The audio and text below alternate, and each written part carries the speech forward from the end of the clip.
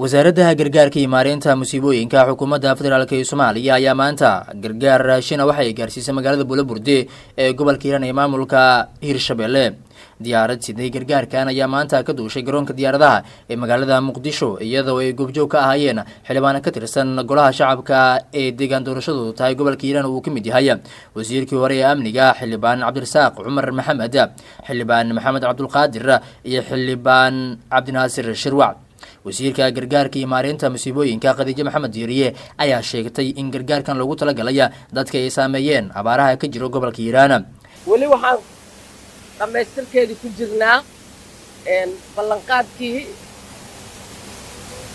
aan fulinaynay ee ahaa madaxweynaha jamhuuriyadda Professor Xasan Sheekh Maxamuud maalmihii xorriyadda ee lasoo dhaafay kaydka sahayda gargaarka ee taalay in dabaaldega howlihiisii lagu wado loona weeciyo in meelaha ugu daran ee deegaanada la gaarsiiyo sidaasaa qorshuhu ahaa tii ay qayb ka tahay waana dhammaystirka howlahaas noo socday ayaamihii lasoo dhaafay.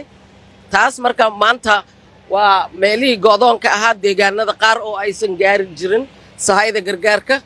waxaa maanta markaa qorshaha yahay in degmada Buulaburde gobolka Hiiraan dowladda Hirshabelle sahaydan ku socotaa.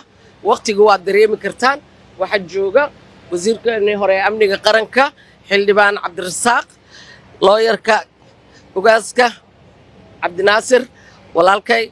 waxaan wada taaganahay inaan maanta markaa sii sagootino sahayda gargaarka ee ku socota degmada Buulaburde halkaasoo ay kula wareegi doonaan heegana u yihiin maamulka degmada Buulaburde iyadoo guddiga abaaraha iyo madaxda sare ee dowladda Hirshabelle ay ka warqabto haddii Allah awoodda la ogolaado.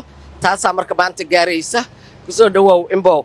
degmada Buulaburde ee gobolka Hiiraan oo ay ku soo barakaceen boqolaal ka mid ah dadka ay saameysay abaarta ayaa waxaa horay u tagay ergeyga gaarka ah ee madaxweynaha Soomaaliya u qaabilsan arrimaha bini'aadanimada iyo gurmadka abaaraha Cabdiraxmaan Cabshakuur Warsame kaas oo sheegaya in xaalado nolol xumo ay ka jirto degmadaasi.